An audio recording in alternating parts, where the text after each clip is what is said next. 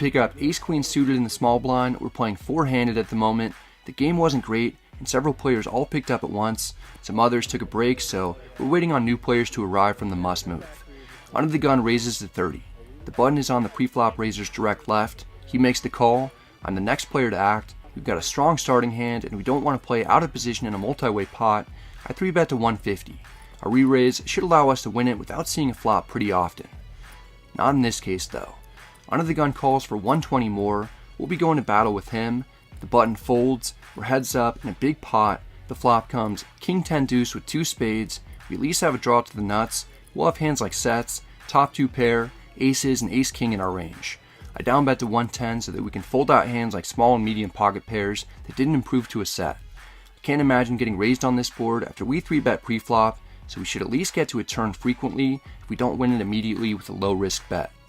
Under the gun calls, he could have a king or maybe even a set of tens that he's slow playing. He could also have a draw of some sort.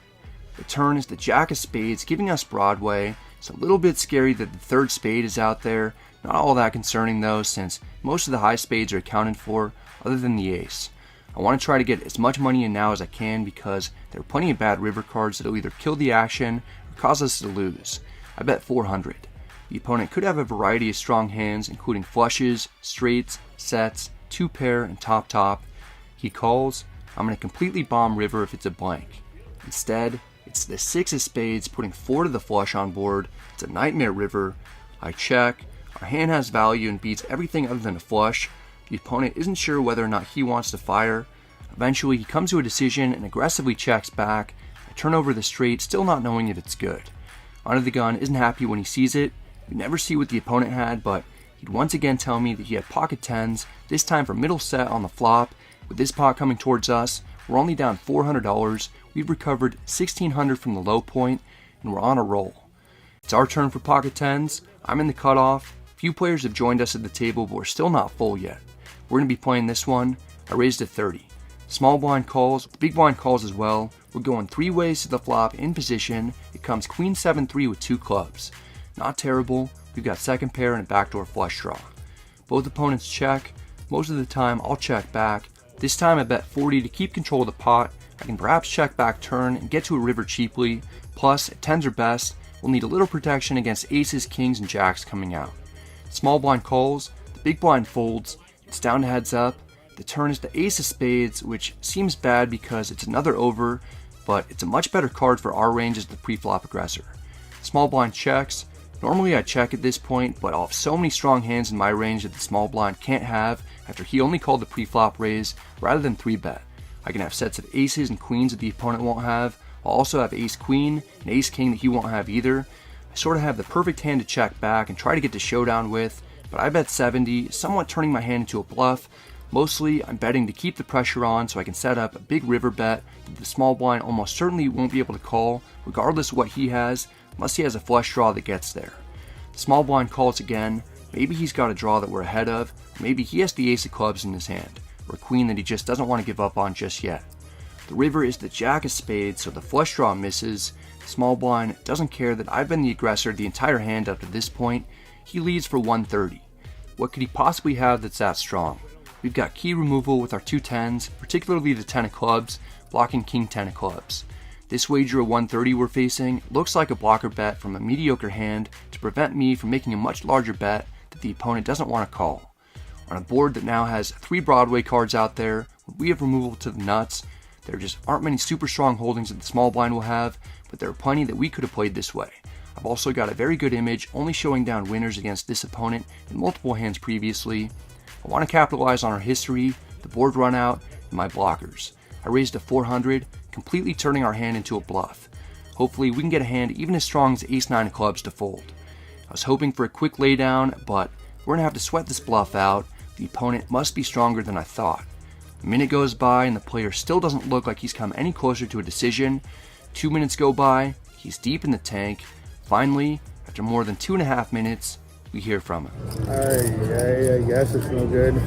Alright, good. Good run, Jack. I got one through. Oh, Blockers. that was pretty sick, man. Good job. We get a successful bluff through against Queen Jack offsuit. The opponent rivered 2 pair and showed it as he folded. Even though we saw his cards this time, he would later tell me that he also had pocket tens.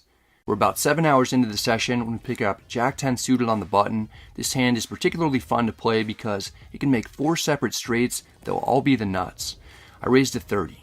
My buddy Kevin took a break to use the restroom, and our mutual friend and poker crusher, Ronnie Barda, took Kevin's seat to hang out and sweat the action for a little bit.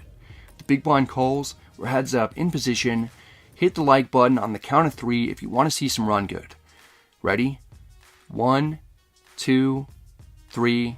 The flop comes King, Queen, 9, all spades. For the first time in my life, I flop a straight flush. It's the first straight flush of my own that I've ever captured on the vlog. This is awesome. The big blind checks. It's not a flop that'll connect too well with his range, and we can't possibly lose the hand. I check back.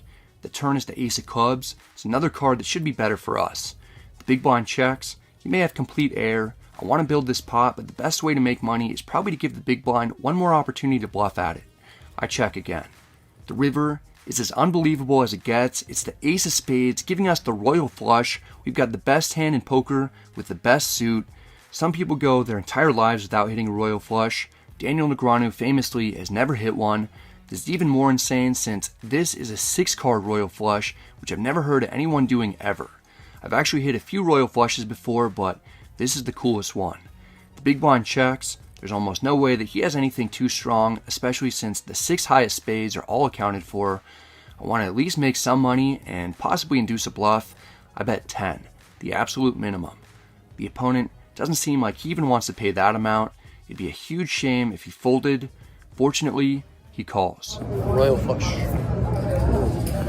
$10 for a royal flush is going to do it.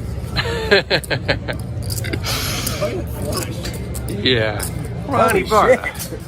You know, I've made 10 royal flushes in my life. That is my 6th one or something. I made 10. One card and the rest are 2 cards. Flop one. Jesus. You know, there's some people who have never made any. I know. Despite hitting multiple royal flushes in the past, this one is very special, and we got paid, well, sort of. The big blind would later tell me that he had a king and would have paid up to $20, so I guess we didn't quite make the maximum. We pick up pocket kings under the gun +1. This is going to be my last hand no matter what. I raised to 30. 4 opponents call. We're going 5 ways to the flop.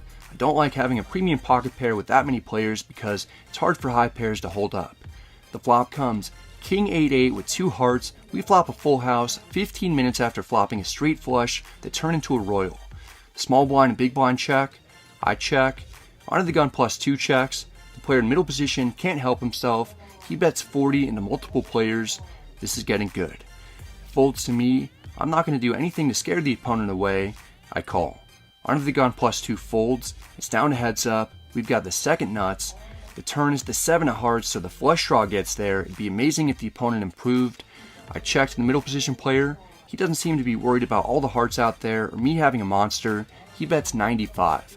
It's a strange amount for this game since most people bet in increments of 10. The last big hand that we played against this opponent, we showed our bluff with pocket 10s. This guy bet into 4 players on the flop, bet again on the turn. He should at least have trips, if not a flush. I raised to 300, expecting to get called by those types of hands.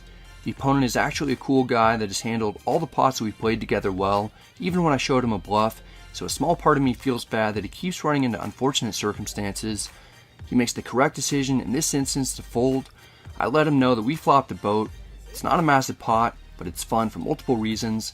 Not only do we make a strong hand, this one going our way gets us completely unstuck for the session. I thought it might have been too insurmountable of a deficit when we were at the low point. We make a royal flush and a full house at the buzzer to book a win.